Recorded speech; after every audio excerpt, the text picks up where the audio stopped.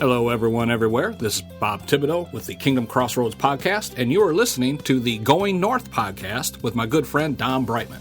Be sure to subscribe to his podcast so you will not miss any of the upcoming episodes, and be blessed in all that you do. And today on the Going North podcast, it's a new year, but we still got a new author, baby. That's right, coming at you with folks from all over the world, but this time we got someone local, baby. Not only is this wonderful gentleman right here an author, he's also a keynote speaker, a CEO, and he's also a chief transit evangelist. I've heard of evangelists for companies, but this is like really awesome. And he's also published a brand new book called Full Throttle, Living Life to the Max with No Regrets. And I got to say, it's one heck of a powerful read. I'm only 3 chapters in, and I'm already enjoying all of it. And you're probably wondering who this person is. It's the one, the only, Paul Comfort. How are you today, sir? Doing wonderful, Dom. Thanks for having me on the program. Yes, sir. It's great to have you on. And shout out to the wonderful Mike Sheila for making this all happen, because I get to add another powerful leadership book to my library and got introduced to another powerful guy who's doing wonderful things, who's been kicking butt since the age of 8. There you go. Oh, yeah. So for those who have been living under a bunch of rocks in the Maryland area and possibly parts of India, mind telling us a bit about yourself and how you got to where you currently are? Sure, Dom. The book itself is basically a culmination of my career. I've been working in the transportation and government field now for over 30 years. Most recently, folks who listen to your program in the Baltimore area might remember I was the CEO of the MTA in Baltimore, which is the Maryland Transit Administration. That's the Baltimore City bus system, the light rail, the subway, the commuter train, the commuter bus, and paratransit service. It's the 11th largest transit system in America. We had over 3,000 employees and an $800 million operating budget, big $400 million capital budget, big operation, and that was kind of the culmination of my career in transportation. I live on the eastern shore of Maryland, and I went to UMBC, got my bachelor's degree up there, and then went to the University of Maryland School of Law in Baltimore City, where I got my law degree while I was working for Yellow Transportation. You all might remember Yellow Transportation was yellow. There's still yellow cabs in Baltimore City. So the fellow that owned that, Mark Joseph, had hired me from the Queen Anne's County government, where I was for 7 years the transportation coordinator, and then went to work for a big national company called Laidlaw to help them with business development. And we won an award back in the 90s for the best community transportation system in America. And then went to work for this big company and working on contracts, transportation contracts, public transportation, all over the country, from winning a deal at Microsoft Corporation in Redmond, Washington, to set up a on-campus shuttle system for their employees, all the way to the Virgin Islands, where we won a contract to run their public bus system called Vitran, and many states, probably 20, 25 states in between. And then Mark asked me to help him take Yellow Transportation, which was the cabs and the buses, into a national company. So I did that for a few years, and then he asked me to take over as general manager of his operations in Central Maryland. And he then sold the company to a big French company, which was called Connex at the time, became Veolia, and now is Transdev, which I believe is the world's largest public transportation provider around the world. And Mark became their CEO here in North America. Mark actually wrote a chapter for me in the book. Then from there, I ran for office for state's attorney, and I lost, but there's a chapter in the book about, kind of winning and losing. Third time's a charm. That was my second time running. But after running that race and not winning, I was still able to secure a great position in Queen Anne's County as their county administrator, which is the CEO of the county government. Went on to a larger county in Charles County, Maryland, where Waldorf and La Plata is, managed their county government for a couple years, and then went into Washington, D.C. as kind of the day-to-day operations manager, director of operations for the paratransit service, which is really where my heart is, which is helping people with disabilities. And so for 5 years, we ran a service there. We provided over 8,000 trips a day, taking people with disabilities to their doctor's appointments and other just regular passenger trips. I left there when I ran for county commissioner in my home county and won this last election of 2014, was the top vote getter in the county, and then went to work. Governor Hogan won his election here in Maryland. He asked me to go in and take over as MTA administrator. So I did that for a couple years, and now I work for a large software company. It's in the transportation arena, and I'm basically an industry ambassador. And so I took the last year or so to write stories, 21 chapters, stories from my career in government and transportation and lessons I've learned. And then I invited 9 of my friends who are CEOs of transit systems, and we'll talk about them a little bit more later in the interview, to each write a chapter from their career when they had to go full throttle. These are stories of our careers and lives when we weren't quite sure what to do, but we felt like in order to move forward, we had to kind of put the pedal to the metal. And what happened when we made those decisions? Did it blow up in our face? Sometimes it did. Other times it worked out well for us. And so that's how we got to the book, Full Throttle, Living Life to the Max with No Regrets. I've made a lot of decisions in my life, and some of them have worked out great. Others of them worked out even better than I thought they were going to when things did not go my way. And it's just a good lessons in the book about how to read things and how to maneuver your career and your life in order to get to the right end. You don't want to climb the ladder of success your whole life only to find out at the end it was leaning against the wrong wall. And so this book is largely to help you tell the difference. And a great book indeed, a great book indeed. I really was enjoying the first couple chapters in it, and a lot of what you said kind of leans towards one of the key things I highlighted. It mentions how you just should consider living with open hands to receive what comes to you. That's right. Which is yeah. There's a chapter in the book from a fellow who is CEO of Cubic Corporation. Cubic is one of the world's largest corporations. They do a lot of military stuff, but he's in charge. His name is Matt Cole, buddy of mine. He's in charge of Cubic Transportation Systems, and they're the ones that put in fare systems, fare collection systems, for instance, for the London, Transport for London. If you ever rode the subway or the tube and you tap and go with your card, that's his system, Cubic system. And they've got systems all over the world. And he said the key point in his life journey, he goes through many pages and talks about the stories of his career, but he said the key point here is how the journey itself has resulted in changing the planned destination only by taking advantage of opportunities that have presented themselves to me. And often, even though they didn't feel like the right move at the time, have I learned what I really enjoy for work. And so his main lesson in his career thus far is that unplanned route changes might be the best thing that happens. They certainly have been for me. And so for his life and for mine and some of the others, the career and the life hasn't been curated to the point where, we were like, this is the direction I'm taking it for sure. It's been more like I'm going to take the next few steps that are in front of me and see what God or life, whatever you want to call it, hands you. And then being able to make a decision, as long as you have the right end goal in mind. Sometimes you don't know. You think, if you view yourself like a mouse in a maze, which we don't like to do, but if you do view yourself that way, you may think, when I get down to the end of this corridor, I'm going to take a left. But you don't know until you get down there that perhaps the left way is closed off, and the only way you can go is to the right. And so you have to go down those corridors and then make your decisions.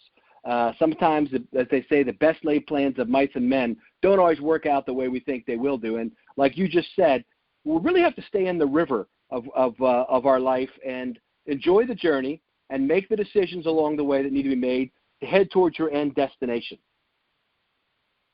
And the beautiful thing about it is you actually can collect a great array of connections along the way, which is very important. And a lot of people really don't think about it that way. When they think of like a climb to the top, it's like, okay, let me find the quickest way possible to get to the top and then forget about just connecting with people. It's like that. It's not really a wise move.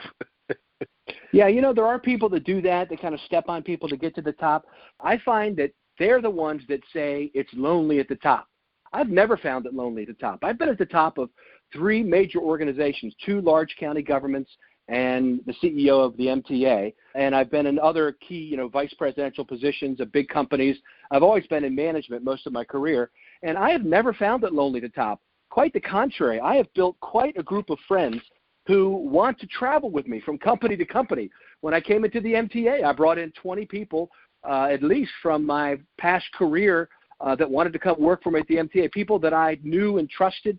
And so these people that like to step on people on the way up and that are vicious self-promoters who don't understand what the team mentality is about, they end up lonely at the top. And they don't really, it's kind of like if you ever watched the show House of Cards on TV that was filmed here in Baltimore, and some of the scenes were filmed at the MTA in our subway system in Baltimore. I actually got to be on set for one of the scenes in season 5 with the president's wife there in our subway, kind of acting like it was New York. But people that live like that, like Frank Underwood and others who kind of step on people on the way up, don't collect good, strong relationships and friendships.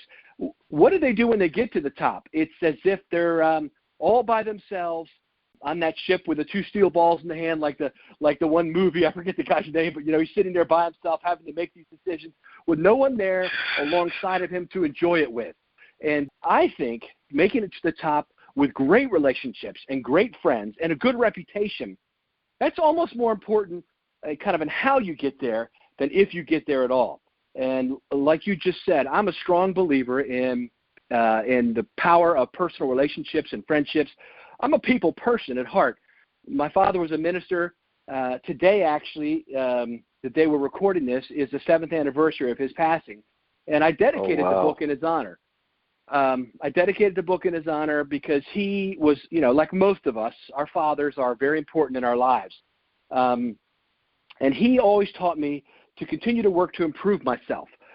For instance, one time, actually, when I got the job at Yellow Transportation, I was living in a town called Sudlersville, which is way up on the Eastern Shore, close to Dover, Delaware. And I was thinking, I was complaining to my father. I was in my 20s, and I was like, it's a great job. It's going to be good money. I'm vice president of a big company in my 20s, but the drive is going to kill me. It's an hour and a half to Baltimore from here. And, I was whining about it. He said, Paul, why don't you find a way to use that time effectively? Maybe you can listen to books on tape and turn kind of lemons into lemonade. And that's the kind of advice he was always giving me. And I'm telling you, that one in particular has been one of the best decisions of my life, is to spend the time in the car wisely. A lot of people have to commute, especially around big cities. I was in Austin, Texas this last week meeting with the CEO of their transit system, Randy Clark, and he was a guest on my podcast, Transit Unplugged, where I interview transit CEOs, and he was telling about the massive traffic in Austin. And I saw it, and many people have to spend so much time in their cars, and they're angry and they're fuming all the time. But learning to make the best of the situations you have and see the positive parts of what's happening to you, even when it seems negative, can sometimes turn what you think is a curse into a wonderful blessing.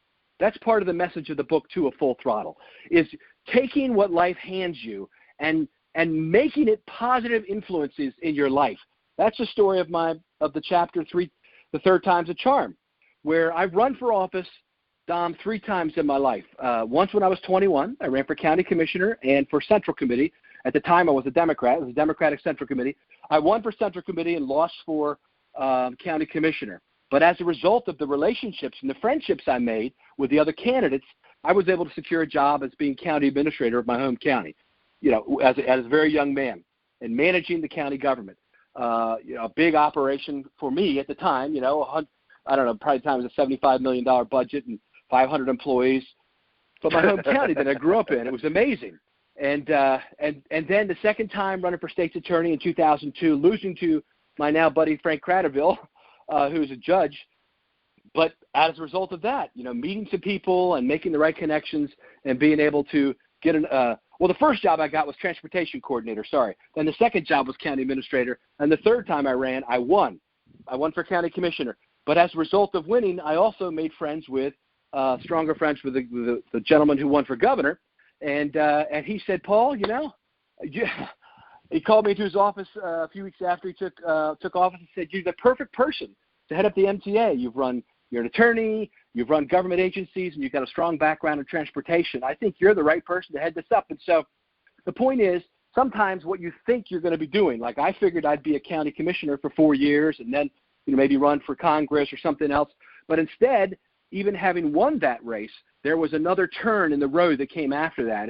And leading the MTA was kind of like a brass ring moment for me, reaching the top of my career by heading up one of the top 12 transit systems in America, and at the same time trying to, rebuild the culture there, rebuild the route system, build a brand new rail system, the largest public-private partnership at the time in America, a $5 billion rail system outside of D.C. called the Purple Line. All these big projects, a big maglev train. We were studying the route between Baltimore and D.C. to cut the travel time to 30 minutes. There were so many things happening. And it's because of what you said, Dom, that I kind of followed the river where it was and had to make decisions at that point and decided to, sometimes when I lost, tried to turn it into a positive, and it did turn into positive. And when I won, I turned it into a positive that was something different than I thought I was going to be doing. So the message of Full Throttle is, if you live your life full throttle, pedal to the metal, with purpose and with vision and with character and integrity, you can turn what you think is a negative, it can be turned into a positive. And living full throttle means seizing the moments that you're given and making the best opportunities out of them and never letting yourself get discouraged for too long. When I lost for state's attorney in 2002, my wife was very upset because she'd been very involved in the campaign, as had my kids, and, was very upset that I lost, and it took her a while to get over it. And she has a different personality than me. My personality was, within a day, I'd gotten over it and was happy for Frank, the guy that won, and was looking for how I could make my next turn from the position I was in right then. And so taking those opportunities, she came around eventually after a couple weeks, we went out to dinner with the guy that beat me and his wife and talked about the race and all that. And so it was good. It was a good positive experience that came out of it, which I think some people in Washington need to learn today, that even after Definitely. losses, political losses, you can still kind of bury the hatchet and not in each other's back and try to work together to get good things done, And so after I lost for county state's attorney, the fellow that won, that became the state's attorney, I became the county administrator.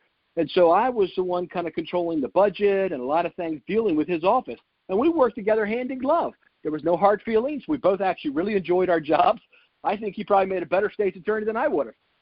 And I ended up enjoying the county administrator job probably more than I would have the other job. So Full Throttle is moving towards your goals at full speed. And even if things don't work out the way you want them to or think you want them to, figure out a way to take even losses and turn them into victories, maybe in another path or another arena. That's right. That's right. Victories come in all shapes and sizes, and happy anniversary in a way. And the passing of your dad. Thank you. That's Yep. That's an amazing thing. Yeah, I mean, especially a minister too, a Baptist minister. I got a lot of ministers in my family, and it's yes, and it's great people to be around, man. That's awesome. I was thinking about it today, actually. I'm so thankful I was raised in the family I was. We were a very, religious Christian family being raised, and I was raised with pretty strict boundaries, and it kept me in check. I could have made a lot of wrong decisions along the way, but because our principles and ideals were based on kind of like, what we consider God's principles for our lives, and it helped creating me a sense of destiny. And that sense of destiny has kept me encouraged, even in times when I could have been discouraged.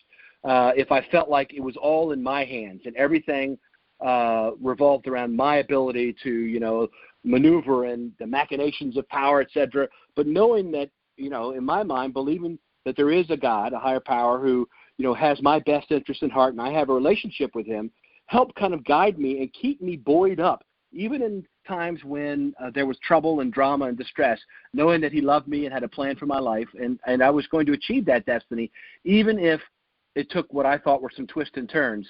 Sometimes, like other stories in the Bible, things don't turn out the way people think they would, like Joseph in the Bible, but it turns out it ends up, he gets sold into slavery, and then he ends up being the prime minister as a result of that. And so sometimes twists and turns, God has a way, I believe, of working them out for your life, along with working, the Bible says, man prepares the horse for the day of battle, but victory comes from the Lord. I strongly believe in that. We have to do our part. But then once we do our part, we have to leave the results to God or a higher power, whatever you want to believe in, that it's going to work out the way it's supposed to. And you have to be confident in that and believe it and move with it, in my opinion. That's how you get to live a life that's full throttle, living to the end of your life with no regrets, not being afraid to try new things because you might fail. That's really how the book got started, Dom, in my mind. I saw so many people in law enforcement and in government jobs and transit jobs, just kind of keeping their head down, trying to keep their head down into retirement, trying not to make any waves so their boss would be mad at them and fire them or whatever. And I just feel like what a waste of a life to constantly be thinking about what it takes for me to get successfully to retirement. Well, what in the world are you doing with your life? Just eating, drinking, breathing, and breeding and making it to the end of your life with no purpose? I think that is futile and emptiness. I want to make the most of my life while I'm here, and that means putting my ideas out there, standing up for what I believe in, even when it gets me in trouble sometimes. But because I think that if you're principled and you stand up for what you believe in a respectful way, even with your bosses, which I've had to do a number of times, and sometimes living full throttle, if you want to make the analogy of like you're in a boat and you're going full throttle, there's a lot of waves. And sometimes I've been knocked out of the boat myself from the waves that I've made. I think back, maybe I shouldn't have hit it so hard at some of those spots.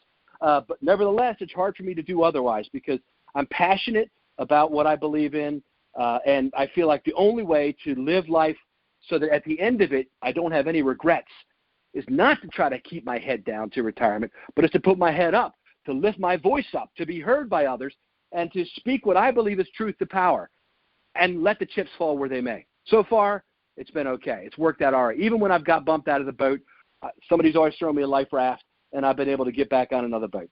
And I've never gone without money, or whatever. I'm married with children. We've always had enough, or more than enough. We've been very blessed. But it's what you said. It's the people and the relationships. It's believing kind of like you have a plan for your life and being willing to go full throttle for it. And then it's being willing to accept even what you think are temporary defeats, but trying to work out a way to turn them into victories through your experiences and the relationships you've gained through those experiences. Amen to that, indeed. And it's a powerful message, indeed. And funny enough, it actually reminds me of another book I read about a year or so ago. It was by Robert D. Smith called 20,000 Days. And one of the things he wrote in the book was no reserves, no retreats, and no regrets. I love that. That's wonderful, Dom. Yeah, that just goes perfectly with yours. Yes. If I've got a couple more minutes, I was going to tell you there's a few other stories in the book that are very interesting as well. One of my good buddies is a guy by the name of Robbie Makinen. Robbie is CEO of the Kansas City Area Transit Authority in Kansas City, Missouri, and he is about my age, in his early 50s, and he went blind 6 years ago. He just lost his vision. He had a nerve optic thing went bad and disconnected in his eyes, and he talks in the story about, how that happened to him and how he kind of retreated into his shell and, he kind of curl up into a ball and cry kind of a thing. And he remembers one of his kids one day saying, Dad, is this going to happen to me? And this kid was crying, and he said, I've got to show my son that you can turn anything, even going blind, into any crisis into an opportunity. And he really felt like losing his sight gave him new vision for what his life was going to be about. And he shortly thereafter went from being chairman of the board of the Kansas City Area Transit Authority to actually being CEO. And he took his position there and started what really is a unique, one-of-a-kind service in America called Ride KC Freedom. And it's basically like an Uber service for people with disabilities. And They come right to your house, pick you up, and take you where you want to go. And it's not the next day like most mobility services are, like there are in Baltimore, like the Americans with Disabilities Act says you have to be able to provide service, 24 hours to 7 days in advance, not same day. But he's doing same-day service where people can get the vehicle, so it gives them freedom.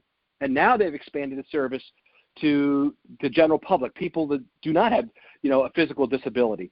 He doesn't even like the word disability because he feels like, you can do something with it. He calls it diversability. And so he talks about how that losing his sight gave him new vision to do great things and to help hundreds of thousands of people in the Kansas and Missouri area through that experience that he had in his life and make the whole transit system really help people who need it the most. So those are the kind of stories in the book that I think people will be inspired by and motivated by, that if you're down, you feel like you're down on your luck or something bad has happened, you can find a way to turn that around and still live full throttle. Woohoo! That's what I'm talking about, full throttle, baby. Just keep your foot on the gas. That's right. Just keep it on the gas. Don't break for nothing. Once in a while, you have to be strategic, Dom. You can't be full throttle. Sometimes when you're like in a marina area, if we're going to keep the water analogy going, you've got to slow it down in the marina so you don't rock the other boats. But I think once you get out in open water, baby, it's pedal to the metal. That's right. Just have some heavy metal music playing for no apparent reason at all with sunglasses. There you go. One of the other great stories in the book comes from the CEO of my parent company, who founded a company called Trapeze, and also is CEO of a company called Volaris, which is a parent company of ours and many others, like 60 other companies that are software related. His name is Mark Miller, one of the coolest guys I know. And he talks about how early in his career he was a actual computer programmer, and he was programming some software for his brand new startup company.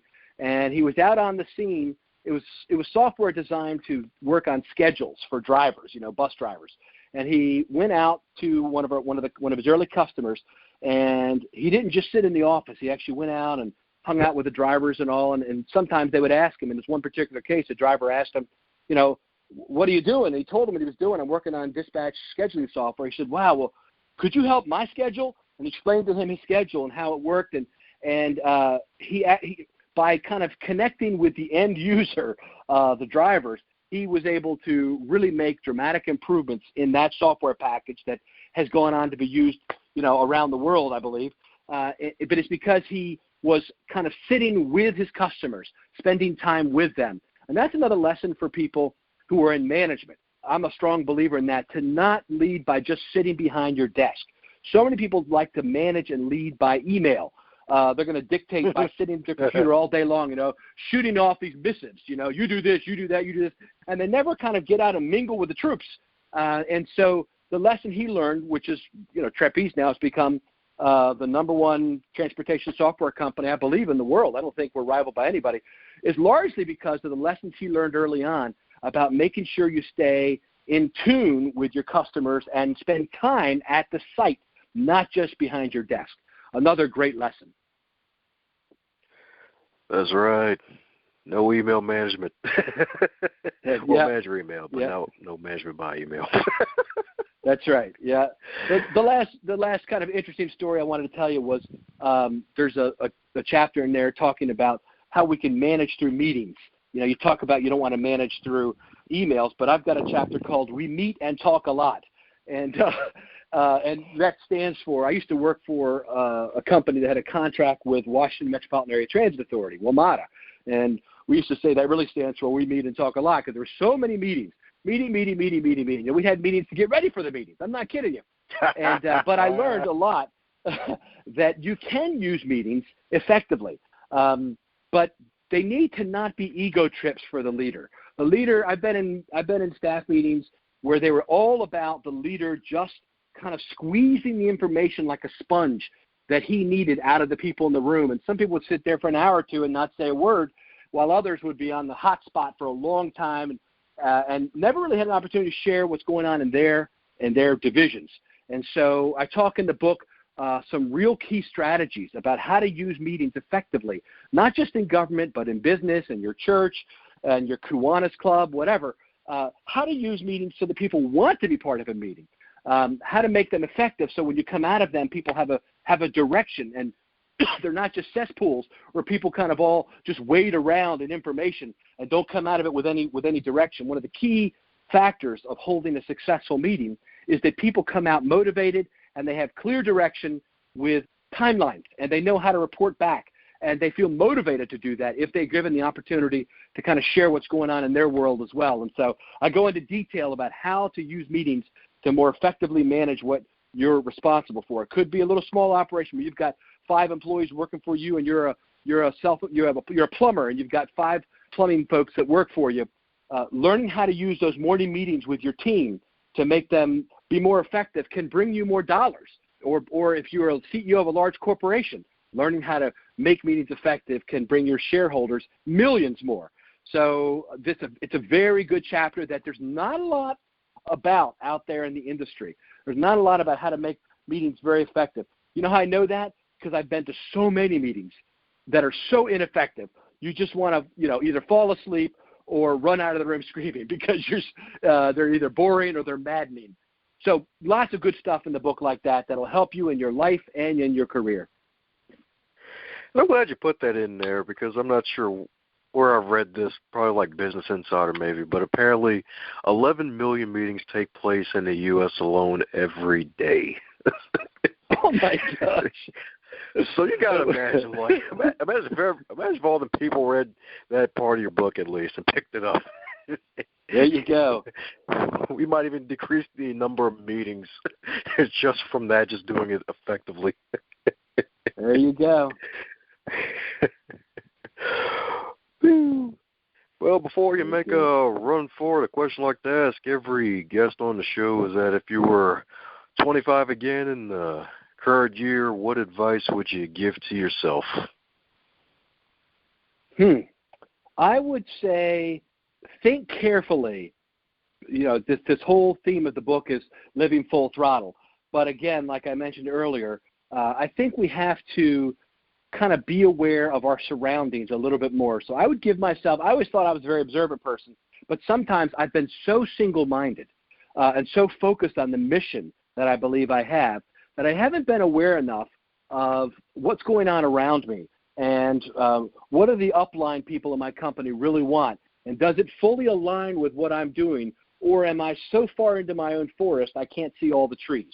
And so my advice to myself would be just take a little bit broader view of what's happening, and you may be able to get to your end destination with a little more nuance than, kind of operating with a scalpel rather than a sledgehammer. And sometimes I think I've operated with a sledgehammer when maybe a scalpel was required.